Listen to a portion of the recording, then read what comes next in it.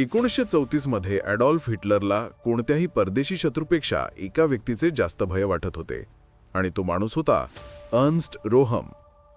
1934च्या उन्हाळ्यापर्यंत रोहमच्या एसेमध्ये 45 लाख पुरुष सामील झाले होते, तर अधिकृत जर्मन सैन्यात केवळ 1 लाख सैनिक होते. जर रोहमने बर्लिनवर कूच करण्याचा निर्णय घेतला असता तर लष्करी अधिकाऱ्यांना माहीत होते की ते त्याला थांबवू शकणार नाहीत आणि हे हिटलरलाही माहीत होते. रोहमने दुसरी क्रांती करण्याची उघडपणे भाषा करून औद्योगिक दिग्गजांकडून संपत्ती जप्त करण्याची, पारंपरिक सैन्याची जागा घेऊन नवीन लोकांचे सैन्य स्थापन करण्याची चर्चा करून परिस्थिती अधिकच बिघडवली.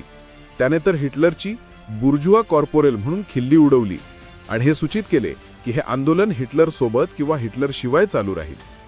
लष्करी नेते आणि शक्तिशाली व्यापारी लोकांसाठी हा एक मोठा धोका होता. त्यांनी हिटलरवर सतत दबाव आणला, एकतर तुम्ही रोहमला हटवा किंवा तुम्ही जे काही निर्माण केले आहे ते सर्व कोसळून पडेल. हिटलरचा सर्वात जवळचा साथीदारच त्याला खाली खेचू शकेल अशी व्यक्ती बनली होती. म्हणून रोहम काही कृती करण्यापूर्वीच हिटलरने हल्ला केला. धन्यवाद.